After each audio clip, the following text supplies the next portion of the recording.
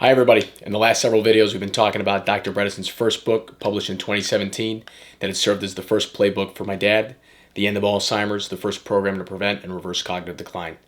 We've specifically been talking about the ReCODE Protocol, which he details in the book, ReCODE for reversal of cognitive decline, which is a personalized protocol that addresses multiple factors contributing to someone's cognitive issues, bringing them back to optimal ranges, and helping patients reverse disease and symptoms. Dr. Bredesen's team has helped hundreds of people reverse their cognitive decline, establish mild cognitive impairment and Alzheimer's disease with this protocol, as evidenced in successful studies in 2014, 2018, 2022, and current clinical trials. In the last several episodes, we've been talking about core areas of the protocol like diet, exercise, sleep, stress reduction, resolving inflammation, healing the gut, and optimizing hormones. Building off of these, next up is mineral status. Minerals like calcium, magnesium, potassium, and iron, to name a few, are essential nutrients that help the body perform many functions, including building bones and teeth, controlling body fluids like blood flow, helping convert the food we eat into energy, helping hundreds of enzymes do their jobs, and more.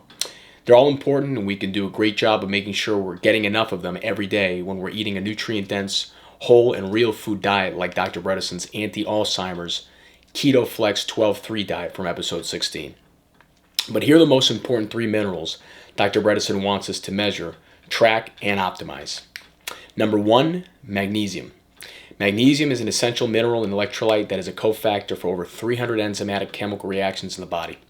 It has a lot of responsibilities like helping maintain muscle and nerve function, supporting the immune system, keeping the heart beating steadily, helping bones stay strong, regulating blood glucose levels, and producing energy and protein.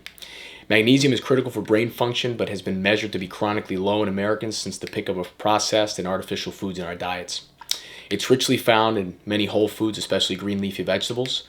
Dr. Bredesen wants us to get most of our magnesium through our diets, but is also seeing great results with adding a specific type of magnesium supplement that can cross the blood-brain barrier. This type of magnesium is called magnesium L-threonate. He also prefers to measure levels in our red blood cells as opposed to serum, because this is where most of it resides and it produces a more accurate reading. Optimal magnesium lab level for Dr. Bredesen is RBC magnesium between 5.2 to 6.5 milligram per deciliter. Number 2, selenium. Selenium is an essential trace mineral that plays a critical role in metabolism, thyroid function, and antioxidant protection from damage caused by oxidative stress. It has also been shown to boost the immune system, slow age-related mental decline, and even reduce heart disease risk. Dr. Bredesen calls it the firefighter mineral because it does such a great job of neutralizing free radicals that can cause DNA damage and protects and restores cellular health. One of the most important ways it does this is by helping regenerate the most powerful endogenous antioxidant that our bodies produce, glutathione. We'll dive deeper on glutathione in future videos, but it's not surprising that reductions in both selenium and glutathione have been shown to be associated with cognitive decline. Selenium also has remarkable protective effects against mercury toxicity, which we'll also cover in later videos. Very important. It can be found in many different foods, but is in especially high concentrations in Brazil nuts. Dr. Bredesen's optimal lab range is selenium between 110 and 150 nanograms per milliliter. Number 3, zinc. Zinc is another essential mineral that is necessary for almost 100 enzymes to carry out vital chemical reactions. It is a major player in the creation of DNA, growth of cells, building proteins, healing damaged tissues, supporting a healthy immune system, and keeping balance with other minerals and metals. It has been estimated that as many as 2 billion people, more than a quarter of the world's population, are deficient in zinc. Zinc deficiency is especially prevalent in the elderly, with consequences that mirror Alzheimer's disease. Dr. Bredesen has seen most of his patients come up zinc deficient when completing their cognoscopy. Zinc is critical for insulin synthesis, storage, and release, and deficiency reduces insulin signaling and induces insulin resistance, which we've talked about in past videos as a critical feature of Alzheimer's. Zinc deficiency also increases the level of autoantibodies, inflammation, and oxidative damage. It accelerates aging, reduces hormonal and neurotransmitter signaling, and makes us more vulnerable to toxins, all of which induce cognitive decline.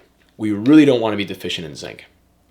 Another long-standing hallmark of dementia has been this association with copper status in relation to zinc. Most dementia patients have zinc deficiency and excess copper. Zinc and copper have an antagonistic relationship. That is to say, they compete with one another for absorption. If you have too much of one, it drives the other one lower. If you have too little zinc, copper starts to accumulate and dominate, which becomes inflammatory and toxic. It's important to keep these in balance. Copper is everywhere in our food supply, but we generally have much less zinc in our soils and crops than we did decades ago, due to current commercial farming standards. But zinc is abundant in foods like meat, poultry, nuts and seeds, and especially in shellfish. For supplementation, Dr. Bredesen prefers zinc picolinate for highest bioavailability. His optimal lab targets are zinc between 90 to 110 micrograms per deciliter and the copper to zinc ratio between 0.8 and 1.2. These essential minerals become especially important when protecting against toxins in our environment like heavy metals. But that's for another episode. I'd love to hear from you. What are your favorite food-based sources of magnesium, selenium, and zinc? If you found this information helpful, please feel free to share this video with anyone you think it could serve. And remember, I'm not a doctor. I don't have a PhD.